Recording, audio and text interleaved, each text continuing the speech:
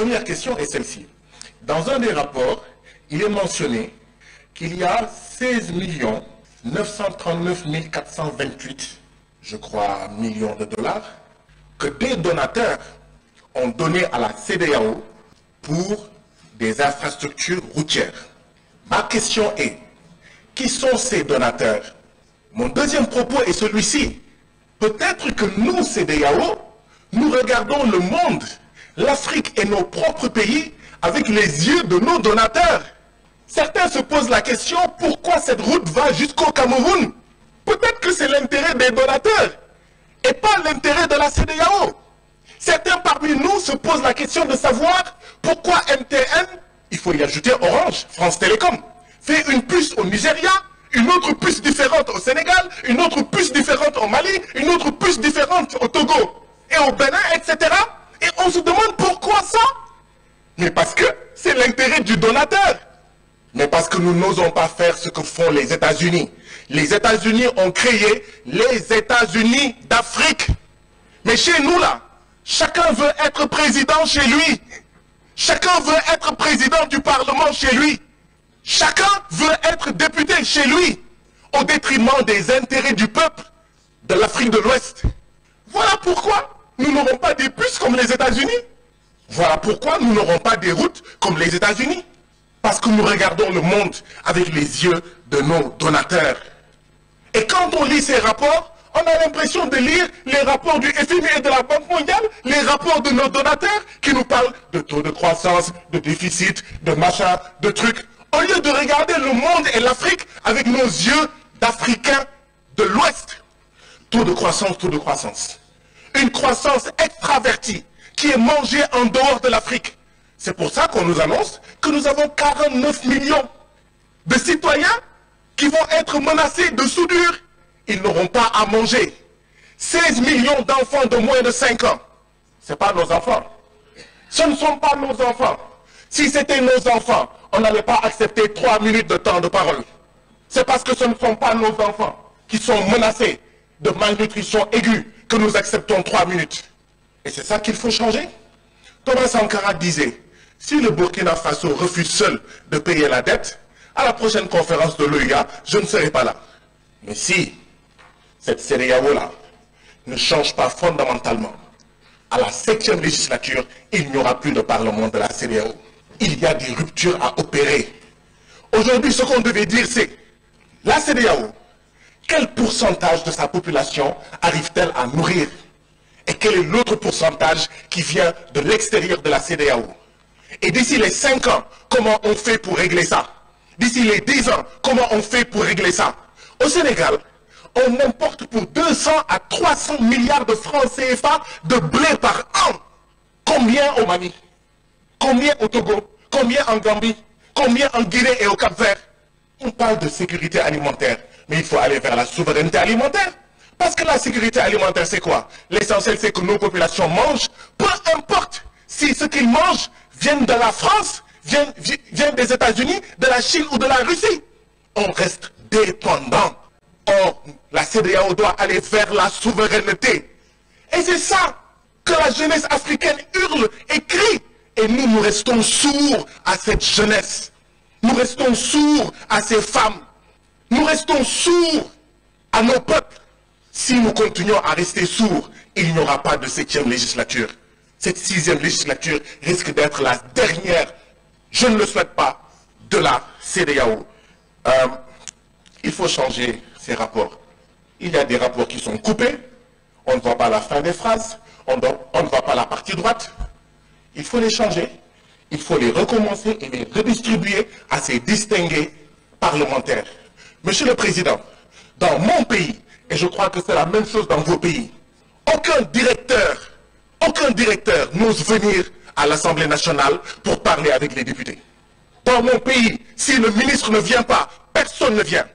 Pourquoi est-ce que nous avons 3 directeurs, 0 commissaire aujourd'hui? Je suis sûr qu'ils sont intelligents, je suis sûr qu'ils sont compétents. Je ne remets pas en cause leurs compétences. Mais au nom de quoi les commissaires ne viennent pas pour s'adresser à nous et nous recevons des directeurs? Dans mon pays, ça n'existe pas. Le ministre vient par la force pour respecter respecter la représentation nationale. Nous représentons les peuples de la CEDEAO. S'ils n'ont pas notre temps, ils auront le temps de qui?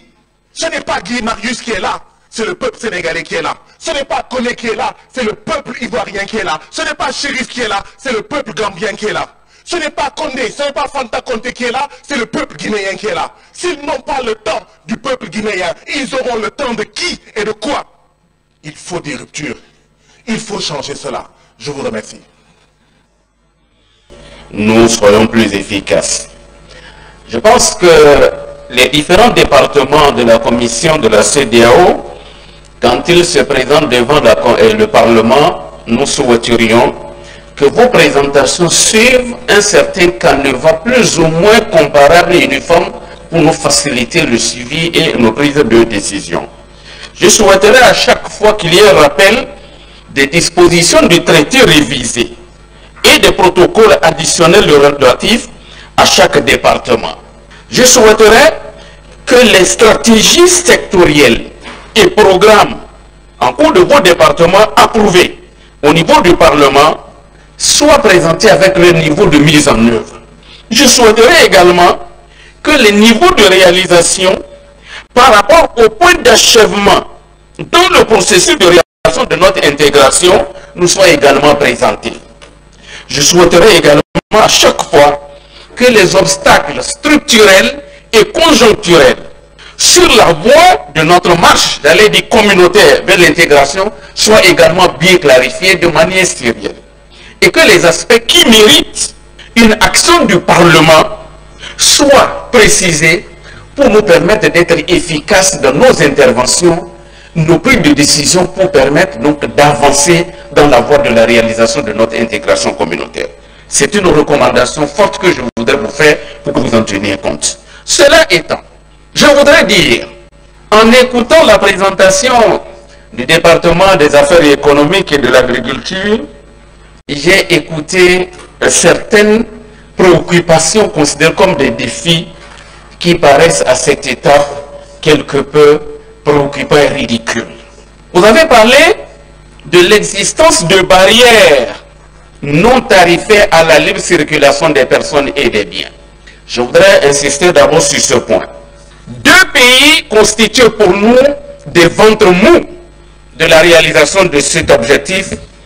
Il s'agit de la République fédérale du Nigeria où nous sommes aujourd'hui et de la République du Ghana. Si nous ne nous disons pas la vérité, c'est que nous ne voulons pas que nous avancions dans la réalisation de notre intégration.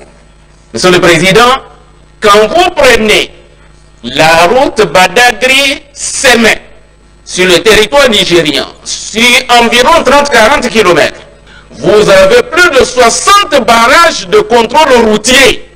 Je dis bien 60. Je l'ai fait, j'ai compté par moi-même. Monsieur le Président, si le président Ahmed Bola Tinubu, président en exercice de la conférence des chefs d'État et de gouvernement de la CEDEAO, au terme de son mandat, de son deuxième mandat, n'aura pas réussi à démanteler ces différents barrages, ces différentes barrières non tarifaires sur la libre circulation des personnes et des biens, je dirais que nous aurons échoué. Et je pense qu'il faudrait transmettre notre message. 35 députés nigériens sur 115 que nous comptons ici, nous vous mandatons pour que vous fassiez ce que vous avez à faire avec votre président, le président Ahmed Tinubu, pour que nous puissions avoir le bon exemple. Je mandate également les collègues ghanéens en la matière. Quand vous allez aux frontières avec le Ghana, que cela soit la frontière Togo-Ghana, Côte d'Ivoire-Ghana, les tracasseries policières et consorts sont si énormes qu'on se demande si nous sommes dans la même communauté économique et régionale. Je vais terminer avec le point sur l'économie numérique. Je suis heureux d'avoir écouté tout ce qui est prévu et tout ce qui se mène actuellement. Merci, Monsieur le Président. Je dis ce point-là, je m'en arrête là. La CEDEAO, en tant qu'organisation communautaire, est victime d'une vaste attaque informationnelle sur la comment l'appelle-t-on, disons sur le cyberespace. Je me demande à quoi sert notre communauté ou cette division ou ce département dans la lutte contre les informations, l'intoxication qu'il y a contre la CEDEAO et qui contribue à délégitimer, j'allais dire, notre organisation au sein des élites intellectuelles et des masses populaires. Qu'est-ce que vous avez comme stratégie de contre-intoxication? Comme l'ont dit mes prédécesseurs, nous remercions les présentateurs de la Commission sur ces différentes questions qu'ils ont brillamment exposées devant notre Assemblée. Alors moi, je vais commencer par le secteur de l'agriculture. Il est dit quelque part qu'il y a des conflits entre les éleveurs et les agriculteurs. Mais dans les perspectives, j'ai remarqué que vous n'avez pas fait mention des pistes de solutions qu'il faille avoir pour que ces conflits soient arrêtés ou soient estompés, parce que parfois, ces conflits dépassent même nos frontières. Quand je prends par exemple le cas de la Guinée, souvent nous avons des soucis avec les Maliens et d'autres éleveurs qui sont autour de nos frontières. Et au niveau des transports, vous avez parlé de l'état des routes, qui devrait faciliter la libre circulation des personnes et de leurs biens, bien entendu. Mais dans ce rapport, il n'a été fait mention des tracasseries douanières et policières dont parlait mon collègue honorable ministre du Bénin. Et je pense que ces tracasseries douanières et policières que rencontrent les populations de notre communauté sont des pratiques qui freinent vraiment l'objectif qui sert à dire que nous devons œuvrer en sorte qu'il y ait une intégration au niveau de notre communauté. Donc je pense que c'est un frein que cela amène et nous pensons que la Commission devrait s'y pencher pour que justement ces tracasseries douanières et policières puissent cesser au niveau de notre communauté. Parlant des postes et télécommunications, j'ai remarqué qu'on s'accentue beaucoup plus aujourd'hui sur l'éthique. Il faut reconnaître également qu'il y a la problématique des télécommunications, des postes de télécommunications qui n'est pas assez développée, surtout dans notre pays. La dernière fois, il y a quelqu'un qui avait pris l'exemple sur les États-Unis qui disait que quand on prend une SIM, à New York, par exemple, on peut voyager partout avec la même SIM sans problème. Ça veut dire qu'il n'y a pas de frontière entre les numéros et dans les différents États. Donc, mais ce jour-là, c'était devant le président de la Commission, je pense, mais sa question n'avait pas été bien comprise ni bien répondue parce qu'il avait été dit qu'il y a le roaming. Alors que nous savons tous que quand on parle de roaming, c'est qu'il y a encore des frontières qui existe dans ce cas entre les télécommunications. Et ma collègue vient de parler tout de suite du cas du coût que cela implique quand c'est MTN Nigeria et MTN Guinée par exemple.